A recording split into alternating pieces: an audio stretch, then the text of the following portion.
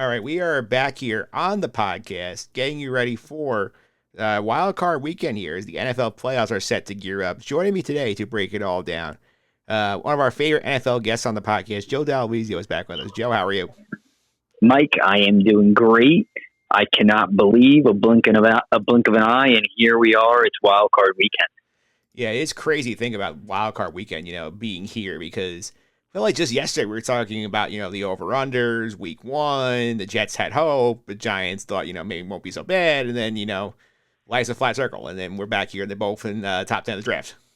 I mean, I feel like it's every year we're having the same exact conversation that it's, oh my gosh, I can't believe that the playoffs are here, and before we know it, it's Super Bowl, and then it's mock drafts, and then the drafts, and then the off season, and then, hey, the new season is starting right over again. So it's a roller coaster of emotions. It happens quick.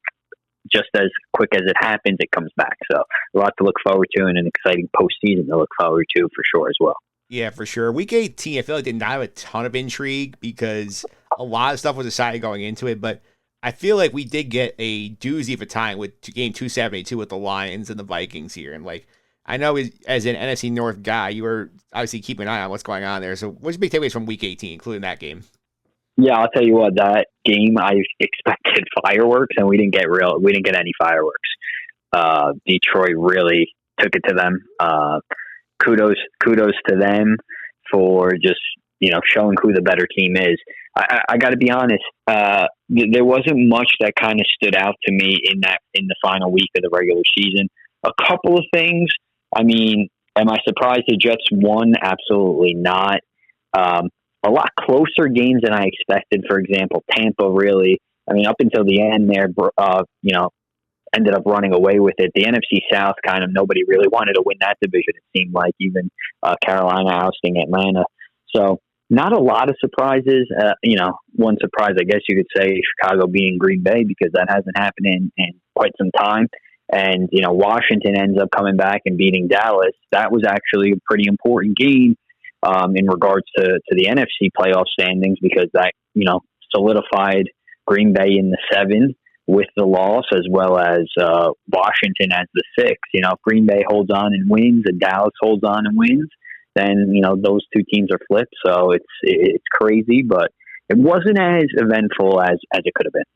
Yeah, that's for sure here. We'll also touch on here the hiring situation here because obviously we were past Black Monday. We had, we already had 3 teams fire coaches in the season with the Jets, Saints, and Bears making the moves. We have the Pats fired Jerome Mayo after they won on Sunday and lost the top pick. We had the next day Doug Peterson goes, Antonio Pierce goes a few hours before we recorded today. But one team did not make a move. The Giants kept everybody. Brian Dable, Joe Shane here still for another year. So what do you think about this decision here? Because this is a little surprising to me.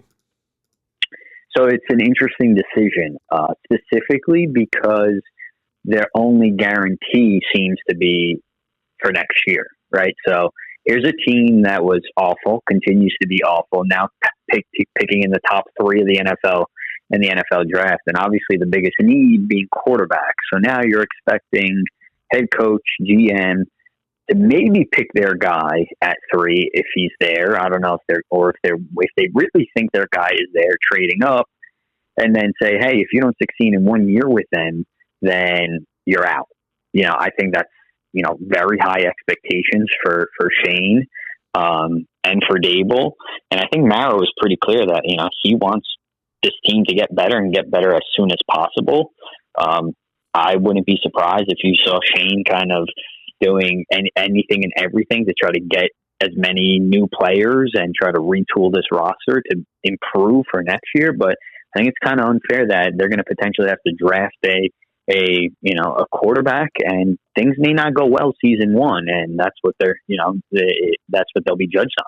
Yeah, I know this regime went 9-25 the past 2 years after making the playoffs year 1, so not good results. But at the same time, I said this earlier in the pod, I don't know if you're going to be like, what you're talking about here, Shane going out and spending a bunch of money, bringing in players, forcing a quarterback pick. Is this the mess that they found themselves in when they got there? It certainly has. They inherited, the Daniel Jones mess, and it was almost as if like, hey, deal with it. It didn't work out, and now it's, you're still on the hot seat.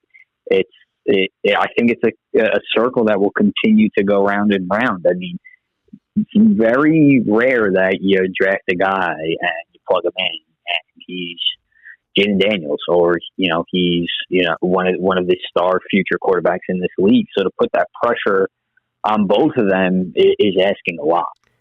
Yeah, I think it is asking a lot here. We have also a bunch of jobs here, including the Jet job here. Of the jobs that are open right now, like, what would you say is the most attractive situation?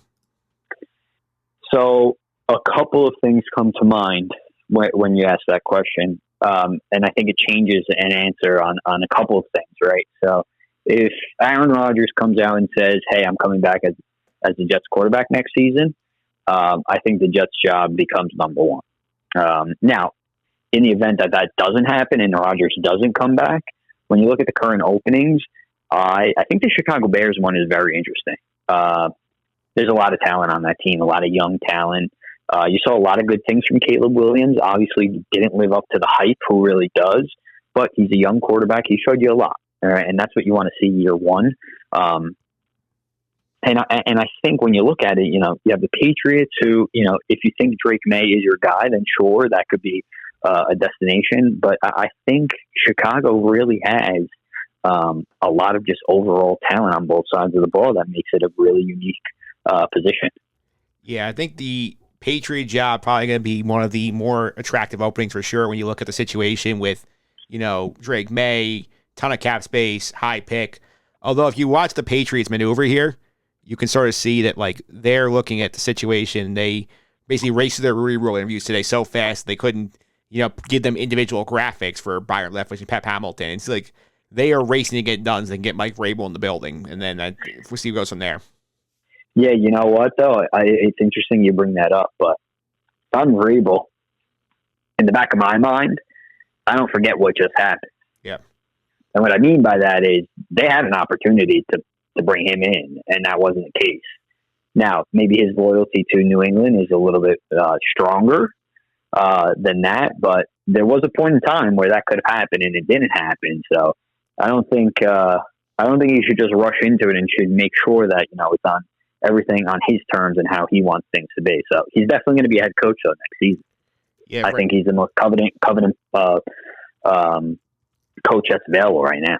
Yeah, he's going to have his pick of jobs if he wants one here. And Jets obviously talked to him already. They're looking for a coach, looking for a GM. They have a wide net search cast for both things here. So what do you think about the Jets situation here? Especially now, like right now, like all we know is that we've heard that Woody Johnson will be more involved in these searches. He's claiming that he wasn't really involved in the past scuffle, so he's been in interviews. Like, in theory, you like the idea of talking to a lot of people, but as I said earlier, don't trust Woody to get this right.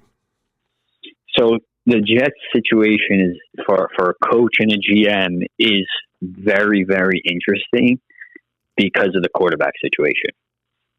Because there may be a lot of people that are interested in that job, whether it's GM or coach, with Rodgers there, with Rodgers without Rodgers, right? So I think it really changes the dynamic, and ultimately his decisions and what he wants to do, I think, plays a role on who ends up getting this job, coaching wise and GM wise.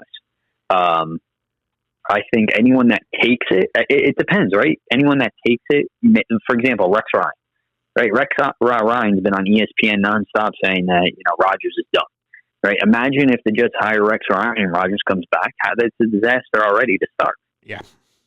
So I think that has a lot to do, and the people interviewing with Woody and company are keeping that in the back of their mind.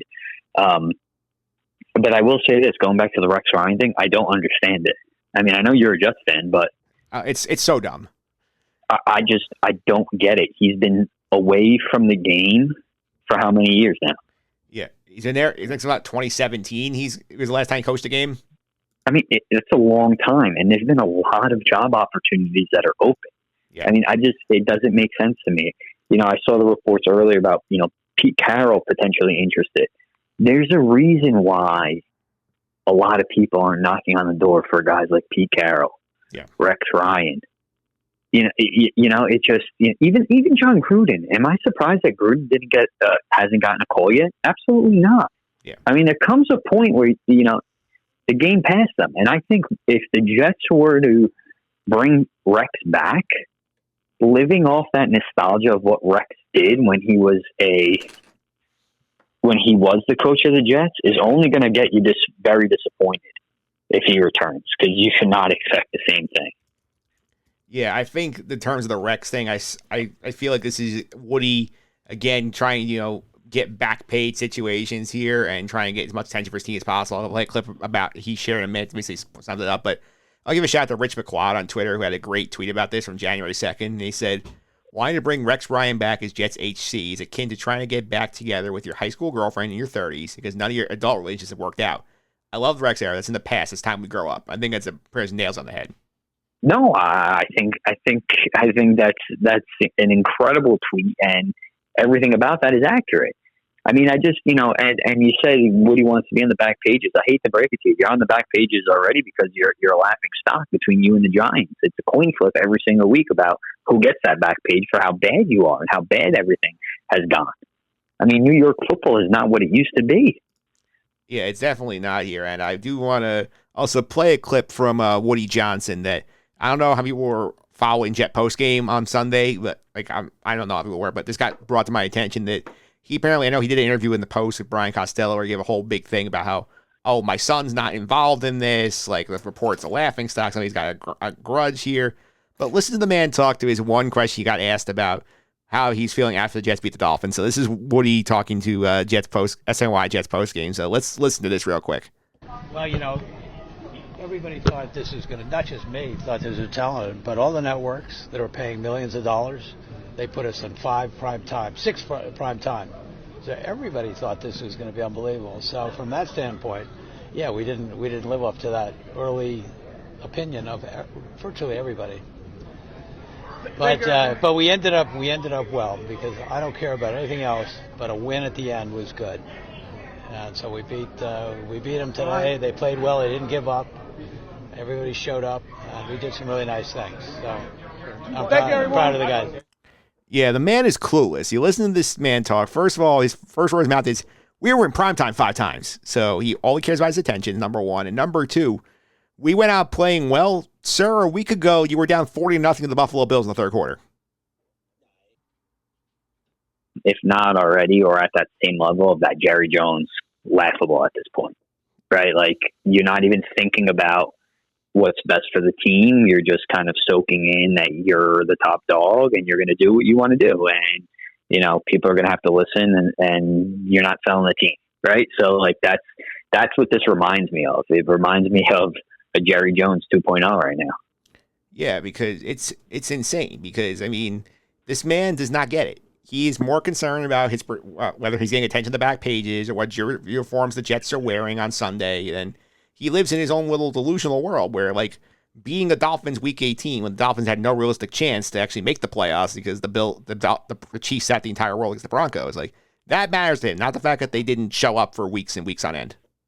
No, it's sad, and if you're a Jets fan, to have to hear that is just embarrassing. It's insulting, honestly. It's insulting the entire fan base, thinking like, are we at that level? Like, how can you possibly think this way when there are so many people spending thousands, hundreds of dollars to be at MetLife, season ticket holders, etc., and continue to get promise, and nothing happens?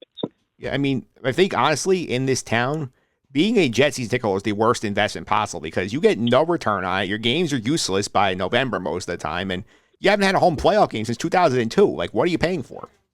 No, at this point, I think it's a toss-up between the latest Jets and Giants teams that we've had. It's abysmal.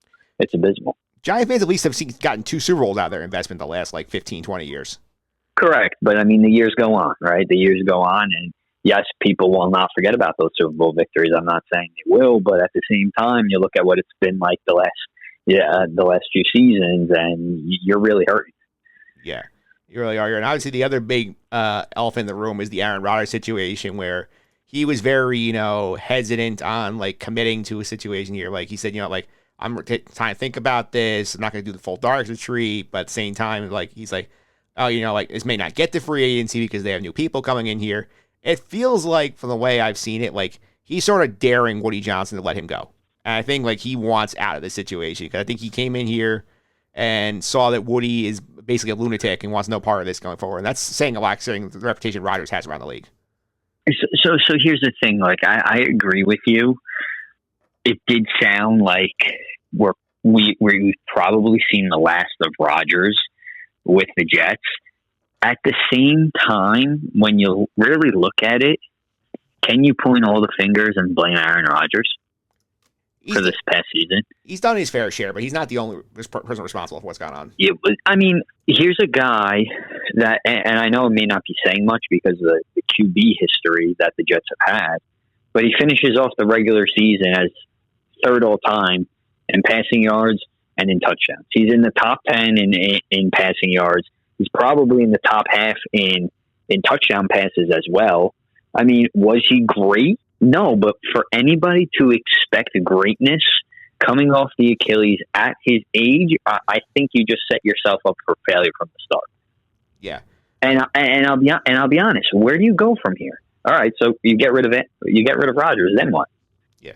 Then what? I think the expectation, the Achilles injury is huge. Like, you can't ignore that, right? You can't ignore that. It's part of it. But I think in the back of many Jets fans' minds was, okay,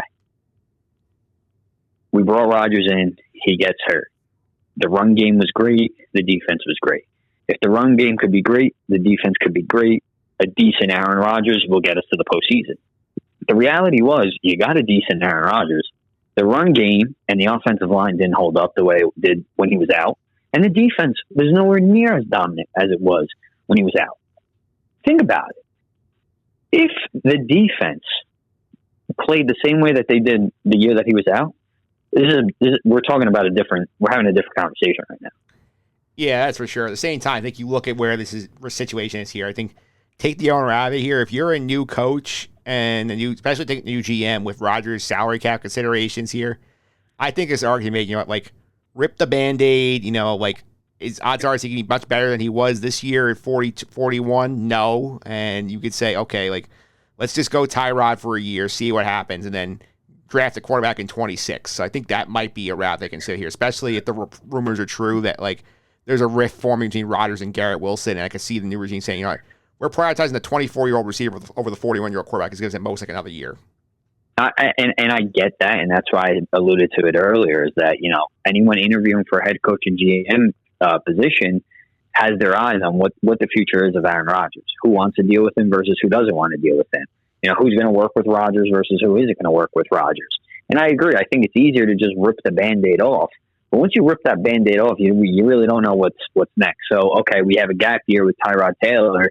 Great. We win 5 games again. But is 5 games enough to get us our guy that we need to get? Or is this the same circle over and over again? Are we firing this new head coach that's probably going to get his first chance at this after a year? It's a very delicate situation. It's a tough situation. Honestly, and this has nothing to do with my fandom as a Packer fan. I think podcast listeners are well aware of that. I think you run it back with Aaron Rodgers. Yeah. I think you run it back with Aaron Rodgers because if you could make sure that run game, that offensive line is secure, right? You invested a ton of money in the offensive line, and it was useless. I mean, Tyron Smith is a great guy. He played horrible this year. Yeah. There's no doubt about it, right? The defense just didn't do what they had to do. I mean, I think, can Tyrod Taylor end up in the top 10 in passing yards and touchdowns next season? If he could, he'd be a starting quarterback on some crap team, and that's just not the case. Yeah, that's a problem here for sure. We've got to figure the Jet situation out in the future. But let's get to the playoffs, which is why we're here. We got 6 games this week, so we'll kind of go quickly around the horn and see what you think about these games here. So first up, the Texan Invitational, the Saturday 4:30 slot, which the Texans are in the playoffs. They're in that slot. They play the Chargers here. I think this is a sneaky, interesting game here because I think everyone is quick to jump on the Chargers here. I think the Texans are live in this game. The Texan Saturday special, isn't it something? Yeah, every single year they make it, 4:30 Saturday, you could pencil in the Houston Texans, that's for sure. Yeah, this one's interesting. But I got to be honest, I'm really impressed with what Harbaugh and company have done with the Chargers. You go into this season, and a lot of people are saying, "Oh, how do you give Herbert the weapons that he needs? He loses his veteran running back, loses wide receivers, and what do? They say, hey, let's get a better offensive line. Let's draft a young wide receiver, and Justin Herbert has looked great. What I'm concerned about in terms on the Houston side is which CJ Stroud are we going to get on Saturday? Right? Are we going to get the one that looks like the next big thing, the next future superstar in the NFL, or are we going to get a mediocre quarterback that we've seen a lot of this season? And that's what scares me. That's what scares me in this one, and this is why I kind of lean more towards the Chargers. Yeah. That's game 1 here. Saturday night game, Amazon Prime's first playoff game. They finally get in the mix here. They get Steelers, Ravens, round 3. Round 1, Steelers kick 6 field goals and win 18-16. Round 2 is a Baltimore blowout. Pittsburgh coming in here limping, losing like 4 in a row down the stretch to choke out the division and get into this spot. We have to go to Baltimore and beat Lamar in his building. So this could be I think this one might be closer than people think, because I know the spread is very high at 10 points, but with the way these two teams play against each other, how physical these games get, like I feel like this could be a tight one. I mean, you never know with a divisional game. It's the third time that they're playing. A lot of history behind both teams, but I mean, Baltimore's such a better team. Pittsburgh's offense is non-existent. You can only go so far without good quarterback play, without a good run game, especially into the postseason. And I think Baltimore has it all going for them. They're getting the production they hoped for and more out of Derrick Henry, Lamar Jackson playing MVP football. Obviously, the defensive side of things, they are stout too. Could it be closer than people expect? Yeah, but this would be the biggest shock of the weekend if Pittsburgh ends up winning. I think the Ravens are the better team. Yeah. Next up here, the last AFC game Sunday at 1. Broncos Bills. I feel like this has massive blowout potential here. I feel like Buffalo is going to run away and hide in this game. And if you look at Denver's resume overall, like they have the only playoff team they beat this year with their stars actually playing was the Bucs back in week 3. They took advantage of a lot of bad teams in their schedule here, which credit to them. You play who's in front of you, but like not inspiring great confidence. You could go beat Josh Allen in Buffalo. Yeah, no, I don't even. This game's a quick one to talk about. Josh Allen is just playing on another level this year. Yeah, and the Bills are you look like the superior team and could be the team that's representing the AFC this season. Denver just sneaks in. I think we're having a different conversation if Cincinnati kind of snuck in just because of Joe Burrow and company and the weapons that offense has, even though Cincinnati has been so inconsistent all year round. But I think Buffalo rolls. I think this isn't even going to be close. Yeah, I think the more interesting thing to talk about the Buffalo here is, like, are you on the Josh Allen MVP train or the Lamar Jackson MVP train? I think I'm leaning more towards Josh Allen. Yeah. I think I'm leaning more towards Josh Allen, but I mean, both have just put incredible numbers this season. But it's just like Josh Allen, you could say about both of them. Each week that you watch them, they're doing something and you're like, oh my God, like how did that just happen? Like what just happened there? Like how did they make that play? How did they score that touchdown? So both guys have had an incredible season. Yeah, I think it's a fascinating debate because I think both of them are having better seasons than Lamar did last year when Lamar won the MVP. Like the challenge here, I know like Mike Sando on The Athletic, friends of the pod, has said that like Lamar's gotten less help from his defense than Josh Allen has. Josh Allen has done these ridiculous things like all season long. I think it's probably going to go to Allen because I think there's going to be some voter fatigue who want to give it to somebody different, not just give it to Lamar again. But like, I think you can't go wrong giving it to either guy. No, I agree with that. I think also on a national level, though, when you look at it, I think there may be some plays that kind of stick out more that Josh Allen has done this season that leans more towards like Patrick Mahomes-esque. You have that nostalgia compared to what Lamar Jackson has done. Yes, that's true. Let's go to the NFC side. Start with your game here. Packers, Eagles, Sunday afternoon. Like, as you're recording here, I think the big variable in this game, in my opinion, is Jalen Hurts, as we're recording, is still in the concussion protocol. I think if he doesn't clear it, the Packers have a great shot to steal it. Yeah, I mean, that's the biggest thing. If he doesn't play, there is no reason why the Packers shouldn't have a shot at this game. I think he's the biggest factor. Obviously, Can you stop Saquon Barkley? That is also a huge question with the season that he has. I'll be honest, though, if he does play just based on how the Packers finished off the regular season playing so poorly, I don't see them pulling off the upset. Now, I will say this: if Allen plays, if Hurts plays, if Jalen Hurts is active, he clears concussion protocol and plays, and the Packers win, I think you are going to be watching a team that could potentially make a long postseason run. That'd be interesting. With that being said, though, based on how the last two regular season games went for Green Bay, I'd be absolutely shocked to see it happen. And to be fair, second year in a row, 7 seed in the playoffs at the NFC East champion. It looks like the Packers are right where they want to be. No, I would have thought so prior to the last 2 weeks of the season. Honestly, if it was just so disappointing. No show against Minnesota.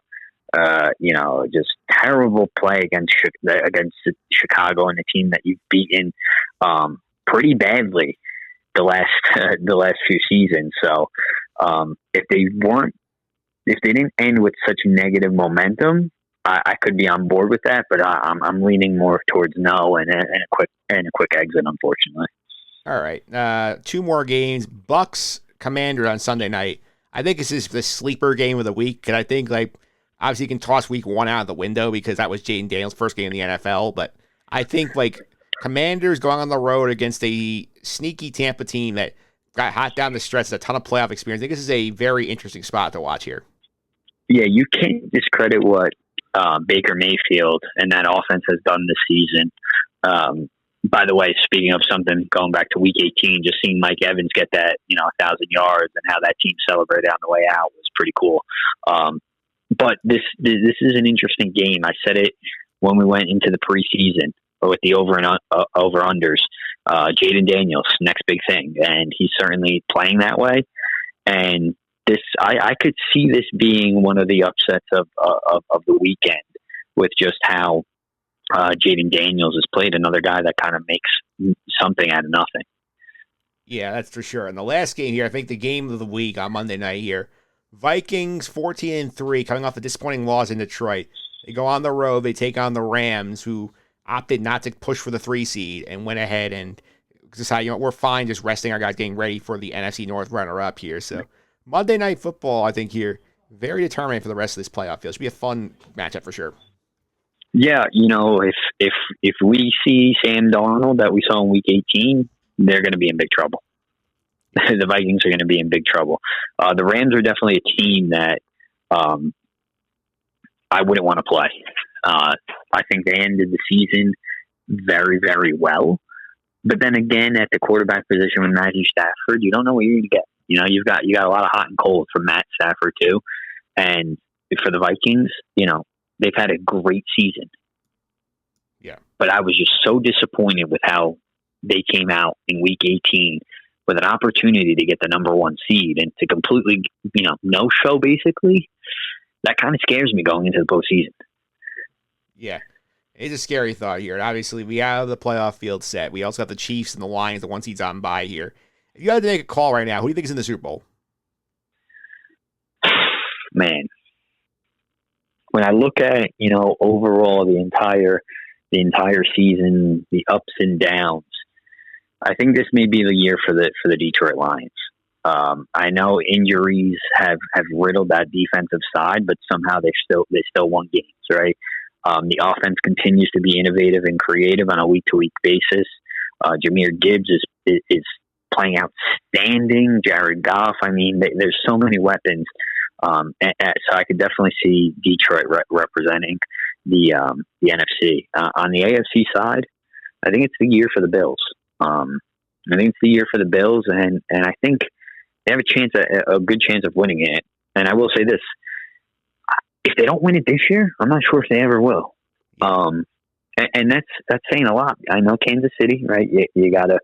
Kansas City is the 1 seed, 15-2. But even at 15-2, there's just been so many times this season where it's just like, oh, they just squeaked that out, or they, and sometimes you need luck, right? Sometimes you need luck to get through. But it just seems like at some point that luck's going to run out. And I don't think they're as talented as years past that they'll get through this postseason with that luck, especially with how, Josh Allen has been playing. Yeah. I think for me, I think I'm with you. I think Bills Lions is my pick as well, just because I feel like, it's sort of like I said it a bunch of times this year, like the if not now, when for Buffalo. Like if this doesn't happen this year, it's not happening. I don't think with this group. And Detroit just looked like a wagon. Even with all the guys they lost, we saw if they just go another gear against Minnesota on Sunday night, it sort of is scary. They have the playoffs in their building for the Super Bowl. Of course. So I mean, it'll be fun. It'll be exciting. And I think it's an opportunity for two teams that haven't been there to show their worth. But I think if there's one team that's going to be ready each and every week, it's Dan Campbell and those Detroit Lions. Yeah, that's for sure, Joe. Thanks for all the time. Really appreciate it. If you want to follow you on social media, how can I do that? Yeah, Mike, they give me a shout on X at Joe _DALOISIO.